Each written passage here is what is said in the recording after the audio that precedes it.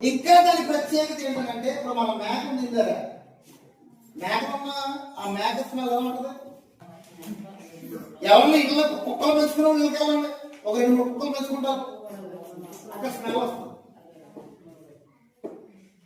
అంటే అక్కడ ఉన్నటువంటి పరిస్థితులను బట్టి ఆ యొక్క కుక్క కానీ ఆ యొక్క జంతువు కానీ ఏదో స్మెల్ ఇస్తూ ఉంటుంది. తెలుసా మీకు? అలాగే దుప్పికి కూడా ఒక రకమైనటువంటి దుర్వాసన ఉంటుంది. సింహం అంట ఆ నీటి వాగు దగ్గరికి వెళ్ళినప్పుడు ఇది దాకుంది కదా, ఎక్కడ దాకుంది? దీని ప్రత్యేకత నీటిలో దాక్కోవడమే. దాని దాగు చోటు ఏదంటే నీళ్లు, నీటి వాగు.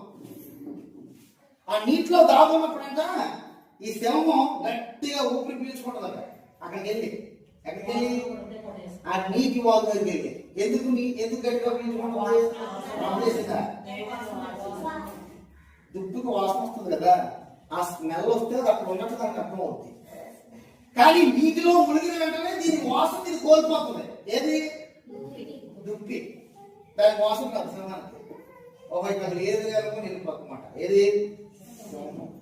దుప్పికి దాగు చోటు ఏది? నీరు కాదు, నీటి వాగు. అందుకని నీటి వాగు కావాలి దానికి. సడన్ గా ఎప్పుడో వాడకాయడానికి వెళ్ళినప్పుడు వాటర్ వెళ్తున్న సమయంలో సింహం వచ్చింది అనుకోండి, ఎక్కడికి వెళ్తుంది? నీటి వాగులోకి వెళ్ళిపోతుంది. నీటి వాగు అది సింహానికి సరిగ్గా కనబడదు. అయితే ప్రియులారా, ఎండమావులు దేని చూసి పరిగెత్తుకున్నంత దుప్పి. ఎండమావులు నిజంగా ఎండమావులో నీరు ఉంటుందా? ఎండమావులో నీరు ఉంటుందా? కానీ మనకు ఎలా కనబడుతుంది? ఎండమావులో నీరు అన్నది కనబడుతుంది. కానీ అక్కడ ఏముండదు, మాయ. అంతేనా? మాయ. ఇది కూడా ఆ మాయను చూసి పరిగెత్తిపోయి ఒక్కొక్కసారి సింహాన్ని బలైపోతుంది. ఏవి? దుప్పులు. ఒకసారి తప్పించుకుంటే నేను చెప్పినట్టుగా బాగానే ఉంది, కానీ ఒక్కొక్కసారి మాత్రం గ్యారంటీ ఈ దుప్పు ఏమవుతుంది? బలవుతుంది. మరి దుప్పుకి మనకి సంబంధం ఏంటండి? ఉంది. మనం కూడా కొన్ని ఎండమావులు చూసి పరిగెడతాం. ఈ వాక్ సంబంధంగా కొన్ని ఎండమావులు చూసి మనం పరిగెడతాం. ఏంటో ఎండమావులు బైబిల్లో రాయించాడు దేవుడు.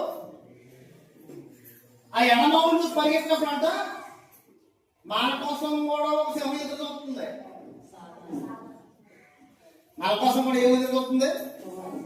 ఒక సింహం ఎదురు చూస్తుంది. ఆ సింహం